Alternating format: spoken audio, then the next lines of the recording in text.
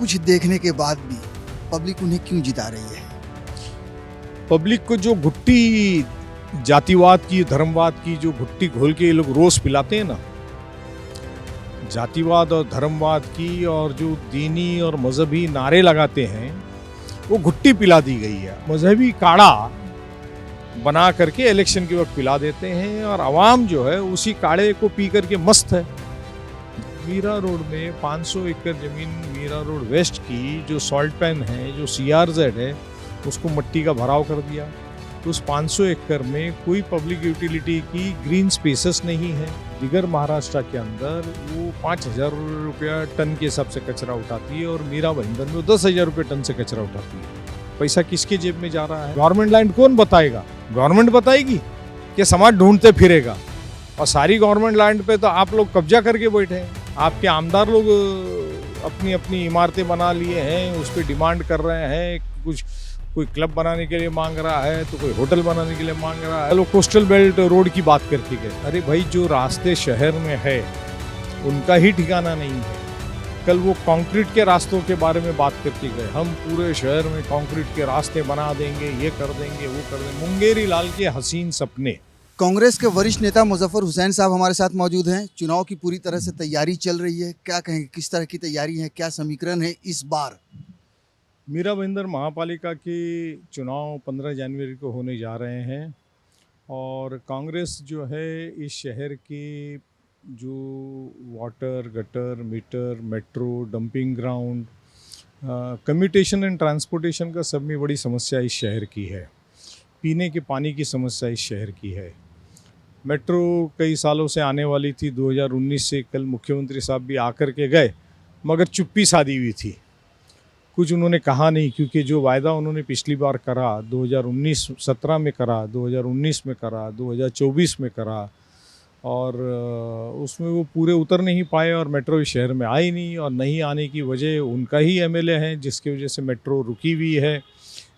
जिस तरह से मंत्री प्रताप सर नायक बताते हैं और मीडिया के ज़रिए पता लगता है कि किस तरह से बीजेपी के MLA की वजह से मेट्रो का काम डिले हो रहा है। टोल नाके की समस्या सब में बड़ी है इस शहर की। जो दहीसर चेक नाका आपको क्रॉस करना होता है तो कई वक्त लग जाता है। और बीजेपी और शिवसेना सत्ता में है। मुख्यमंत्री साहब यहाँ कल भी आकर के गए, मगर उस पर भी चुप्पी साधी हुई थी कि टोल नाका क्यों नहीं हट रहा है, या टोल नाके को शिफ्ट BMC की जो जगह है जहाँ पे उसको शिफ्ट कर दिया जाए तो मसला हल हो सकता है।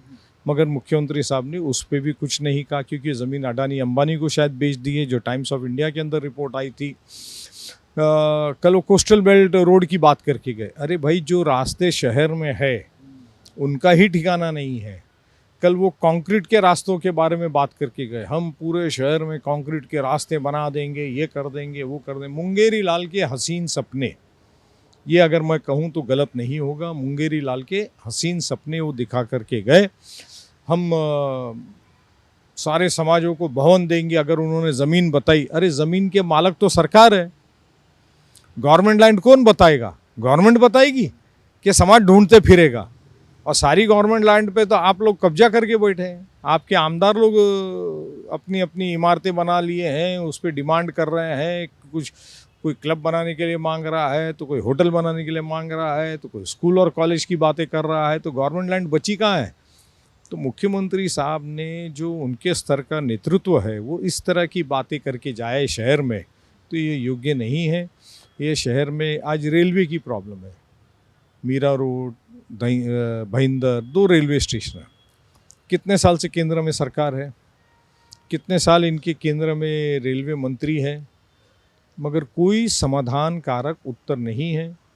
और जनता भी जो है, जो मुझे लगता है, वो मंदिर, मस्जिद, चर्च, गुरुद्वारा, ये भाषणों में उनको इंटरेस्ट है। उनको रोजी रोटी मिल रही है, नहीं मिल रही है, रास्तों की क्या बुरी हालत है। आपके शहर का कचरा उठाया जाता है, 800 करोड़ रुपए का टेंडर दिया है, और वही कंपनियां दिगर महाराष्ट्र के अंदर वो 5,000 रुपया टन के हिसाब से कचरा उठाती है और मीरा भाईंदर में 10,000 रुपये टन से कचरा उठाती है। पैसा किसके जेब में जा रहा है?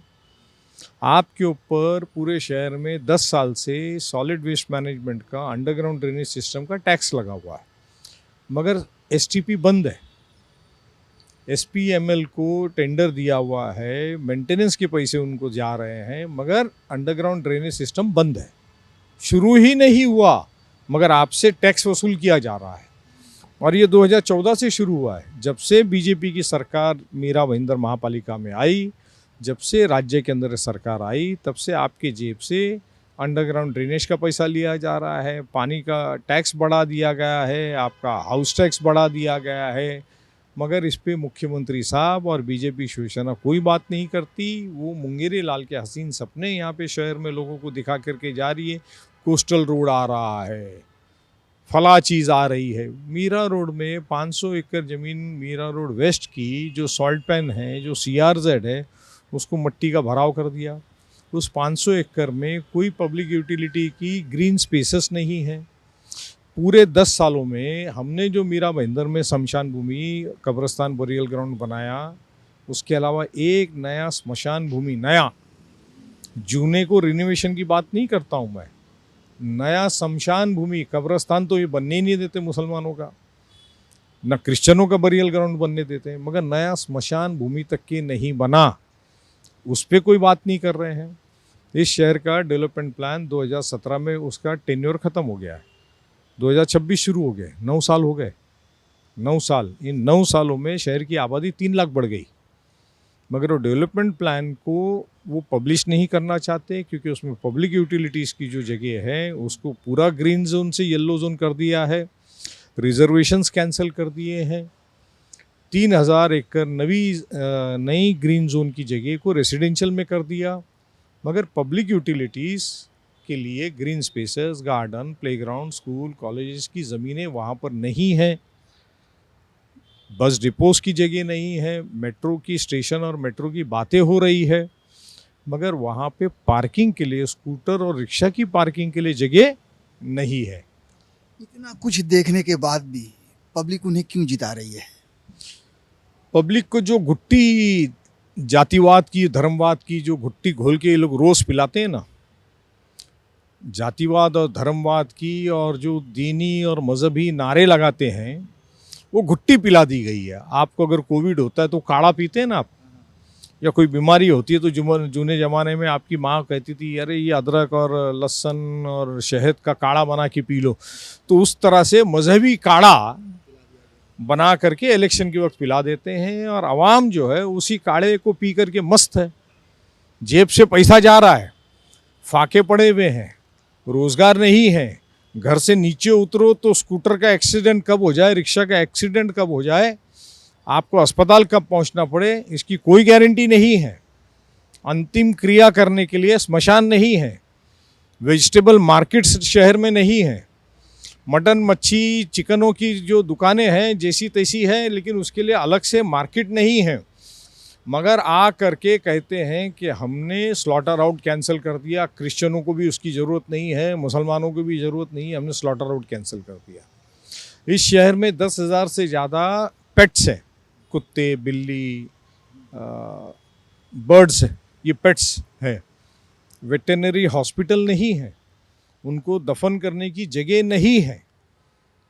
ये हाल है इस शहर का। सर, ये सारी समस्याएं हो गई, आपका जो चुनाव लड़ने की भी एक रणनीति होती है। देखिए, पहले आप जैसे शिवसेना के साथ ये थे, अलायंस थे, इस बार नहीं है, किस तरह की रणनीति होगी? क्योंकि बहुत सारी आबादी बढ़ी है। हम अगर यहाँ पे देखें, शांति नगर, नया नगर में मुस्लिम जनसंख्या ज़्यादा है, तो शांति नगर में हिंदुओं की जनसंख्या ज़्यादा है। क्या है रणनीति सब?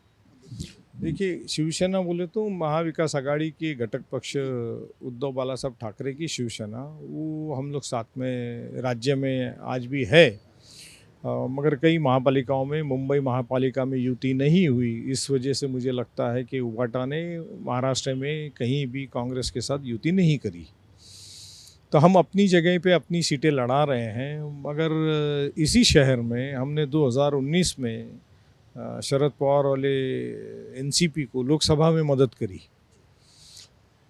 2019 के बाद में सरकार बनी विधानसभा की, और उसमें राष्ट्रवादी के आमदार मुमरा के वो मंत्री बने।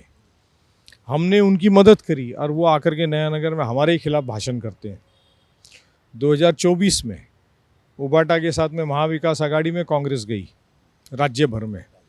हमने राजन विचारे का प्रचार किया, हमने पूरे शहर में उसको 1,30,000 वोट दिलाए।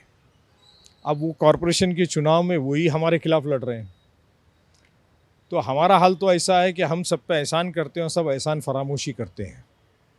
ये अल्फाज बिल्कुल सही है, मगर हमें उसकी फ़िक्र नहीं है।